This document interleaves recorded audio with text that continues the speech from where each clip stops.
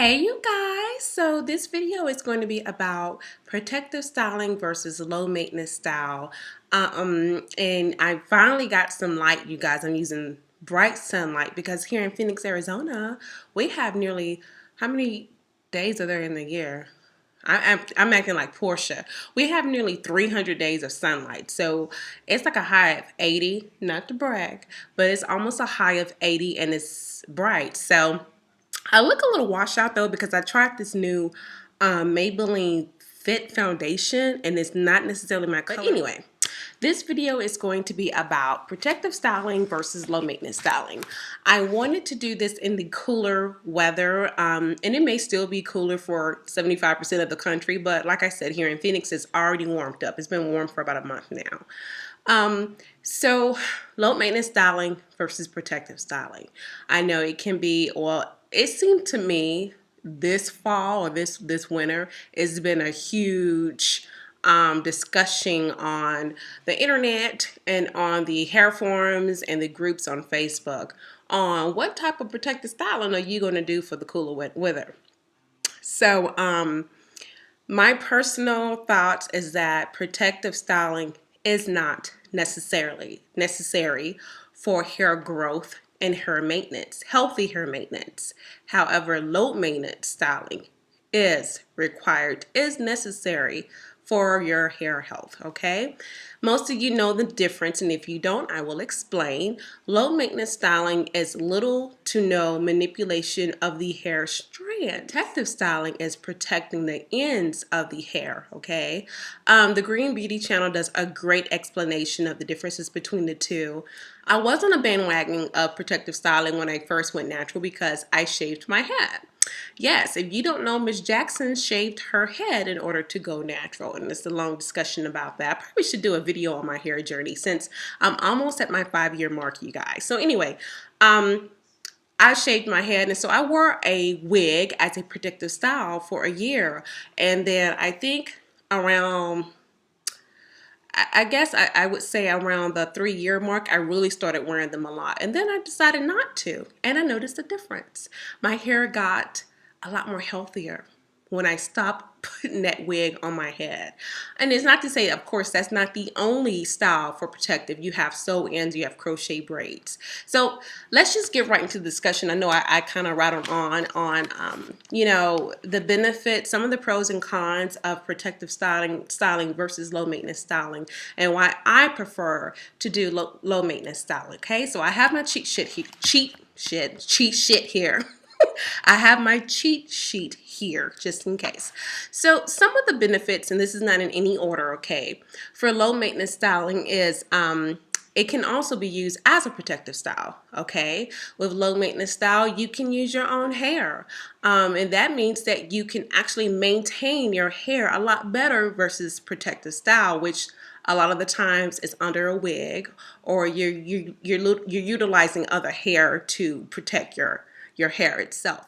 It requires little to no maintenance. There is some maintenance with a low maintenance style, but our point is not to over manipulate your hair in a low maintenance style. It allows your hair to have a temporary rest. A lot of the times you guys may have hear me say that one of the things I've learned through my natural hair journey is to leave my hair alone. And that's what low maintenance styling is to me. It's just leaving my hair alone, give it a break. And honestly, I do that about 5 days out of the week. I do not touch my hair. I unraveled my hair today because we're going out, but I was looking like an extra on Roots before I came on cam because that is what has been working for me for nearly 5 years. Last but not least, you can, of course, maintain your hair, in my opinion, a lot better with a low maintenance style because most of the time you are using your own hair. That means you can wash your hair, you can take it down, you can moisturize it, you can put it, you can just leave it alone and you're able to maintain your hair. So some benefits, some pros and cons when it comes to protective style. Again, it allows for a temporary rest period for your hair. It is longer, much longer than a low maintenance style because most protective styles, like I said, is typically wig, weave, sew-ins, braids, whatever. The other benefit is that It does not require much upkeep. Now, that can also be the downfall, because I've seen over and over time again, if you don't know how to take care of your hair in its normal state, then how can you take care of it afterwards? So a lot of the damage with protective style is lack of not taking care of your hair. And so another con when it comes to protective styling is the damage that may come about when you actually remove the weave or when you take down the protective style. I've seen this time and time again where women have had horrible hairlines or they've had matted hair, and it's because either the process itself when putting in the protective style wasn't correct, or when they are taking out the hair, something goes astray and, you know, all hell's break loose and you got to start all over. That's okay if it's just hair to you, but if you're trying to have healthy natural hair, it's clearly not okay. You know, in that instance, then we have a problem, okay? So why I prefer low maintenance and why I think it's crucial over protective style. Main reason is that I find that a lot of naturals, especially newly naturals, are not sure how to properly take care of their hair. They're starting to get to that healthy hair. Their focus is the goal.